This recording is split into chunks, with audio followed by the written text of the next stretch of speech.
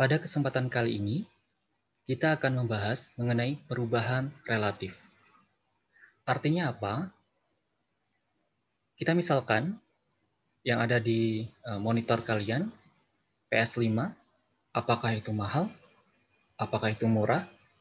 Tentu akan sangat bergantung terhadap kemampuan kita atau daya beli dari masing-masing kita. Jika mungkin income kita per bulan adalah 3 kali lipat, 4 kali lipat dari harga PS5 ini, tentu kita bisa bilang kemungkinan kita akan bilang murah. Kalau mungkin pendapatan kita 1:1 dengan harga PS5, mungkin kita bisa bilang masih oke. Tapi kalau pendapatan kita adalah separuhnya atau bahkan seperempat dari harga PS5 ini, kita akan cenderung bilang PS5 adalah hal yang mahal. Jadi, relatif ini adalah kondisi di mana sesuatu bergantung terhadap yang lainnya. Jadi, harga mahal atau tidak bergantung terhadap pendapatan kita, preferensi kita, atau daya beli kita. Jadi, relatif adalah kondisi di mana sesuatu bisa kita katakan dia baik atau buruk, tinggi atau rendah, bergantung terhadap sesuatu yang lain. Misalnya harga bergantung terhadap income kita. Jika pada pertemuan sebelumnya, kita mengasumsikan bahwa salah satu sisi, supply atau demand-nya stagnan dan satunya yang berubah, maka kita dengan mudah bisa menentukan nilai equilibrium barunya. Tapi bagaimana jika kedua sisi sama-sama mengalami perubahan? Sebagai contoh, seperti biasa, pasti ada P0, Q0 untuk QD dan QS. Jadi kalau kita punya fungsi demand dan fungsi supply, pasti kita bisa menentukan nilai P0 dan Q0-nya. Pasti ada. Entah berapa itu. Dan sekarang, misalkan, ya, kita asumsikan ada equilibrium aksen atau equiaksen, equilibrium yang baru, sebesar P1, Q1. Sedemikian hingga QS aksen lebih besar dari QS dan QD aksen lebih kecil dari QD. Di sini poin pentingnya. QS aksen lebih besar dari QS, artinya ada peningkatan supply, dan QD aksen lebih kecil dari QD, ada penurunan demand. Apa yang akan terjadi dengan equilibriumnya, dengan nilai P dan Q-nya? Apakah P1 lebih besar dari P0 atau sebaliknya? Begitu juga dengan Q1 dan Q0-nya. Ini yang kita akan selidiki pada pertemuan kali ini.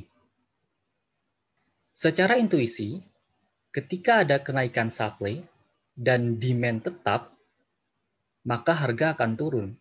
Dan sekarang ada kenaikan supply dan demand juga turun. Maka intuisi kita akan mengambil konklusi, ya price-nya akan turun.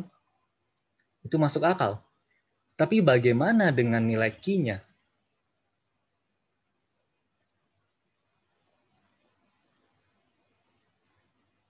Kita akan mencoba membuktikan secara matematis di sini. Asumsikan QD sama dengan negatif AP plus K0, seperti biasa, dan QS BP plus L0. Dan QD aksen, kita bisa tulis dia di sini, karena demand-nya mengalami penurunan, kita bisa tulis negatif AP plus K0 dikurang M. Dan QS aksen, karena dia mengalami kenaikan, BP plus L0 plus N untuk setiap M dan N elemen real positif. Jadi ID-nya, demand-nya berkurang sebesar M, daya belinya, permintaannya, dan supply-nya naik sebesar N. Tentu kita akan punya P0 sama dengan K0 dikurang L0 per A plus B, dan P1 sama dengan K0 dikurang L0 dikurang M dikurang N per A plus B, atau bisa kita tulis P1 sama dengan P0 dikurang M plus N per A plus B. Karena P1 sama dengan P0 dikurangi sebuah bilangan, ingat ya, M dan N adalah bilangan real positif, dan A plus B tidak mungkin sama dengan 0 atau negatif di sini, maka pastilah P1 lebih kecil dari P0.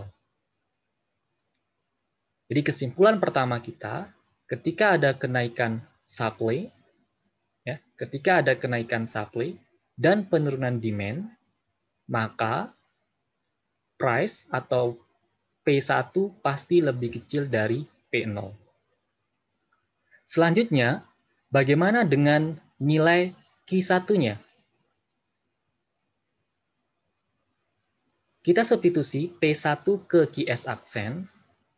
Jadi QS aksen kan BP plus L1. L1-nya itu sama dengan L0 plus N. Kita substitusi P1 ke sini. Dan ini tetap ya, L0 plus N. Tentu kita bisa operasikan BP0 dikurang B dikali M plus N per A plus B. L0 saya pindah ke kiri untuk memudahkan kita. Kemudian kita ketahui BP0 plus L0 itu adalah Q0. Dan ini kita modifikasi. Kita manipulasi di sini. Karena N ini tentu tidak bisa kita jumlahkan secara langsung dengan M plus N kali B ini per A plus B, maka kita manipulasi N-nya kita kalikan dengan A plus B dan juga dibagi dengan A plus B. Sehingga kita dapat Q0 min BM min BN plus AN plus BN per A plus B. Negatif BN ditambah BN 0, sehingga sisa BM plus AN per A plus B. Kemudian kita bisa manipulasi Q0 dikurang, ya, A plus B-nya kita keluarkan, menjadi 1 per A plus B dikali BM dikurang AN.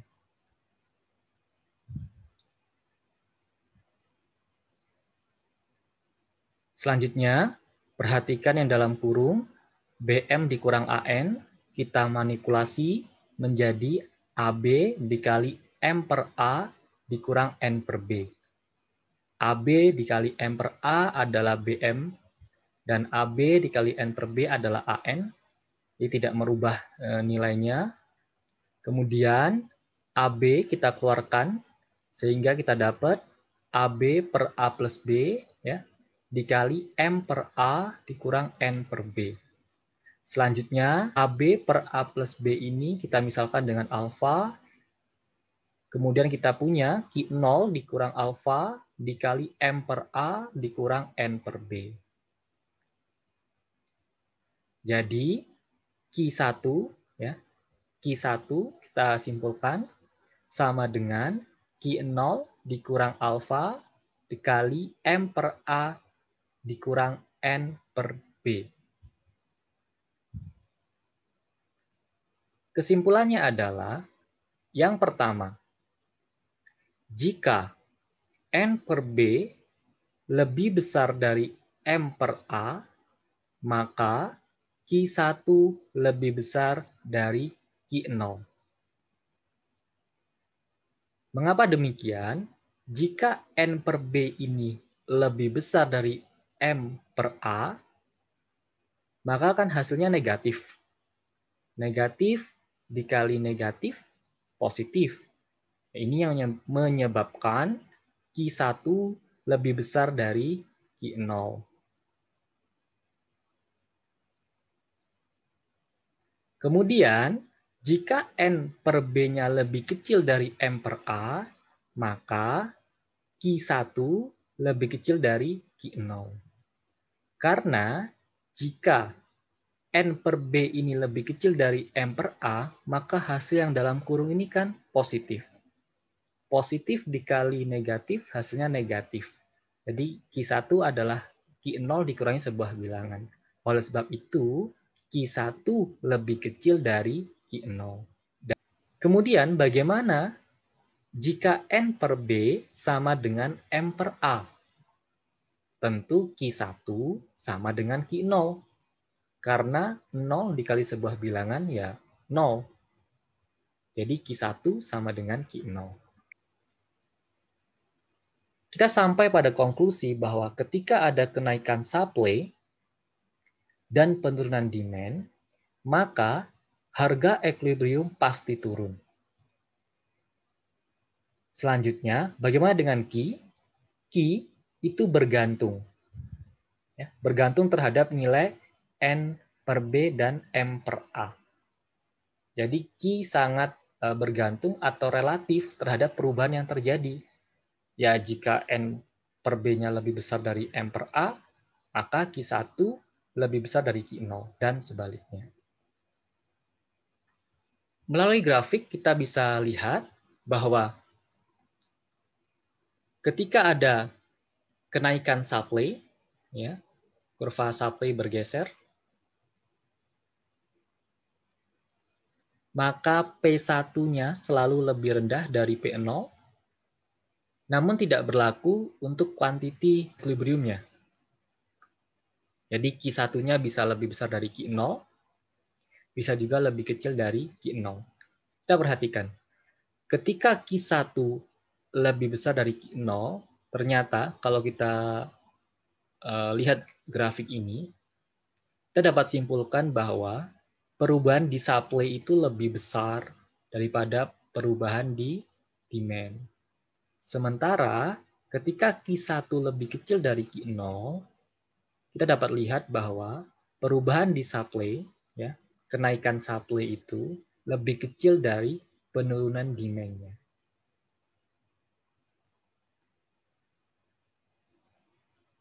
Demikian pembahasan kita mengenai perubahan relatif ketika ada kenaikan supply dan penurunan demand. Bagaimana ketika ada penurunan supply dan kenaikan demand? Kau bisa coba dan buktikan sendiri, kemudian simpulkan kira-kira apa yang akan terjadi dengan P dan Q-nya.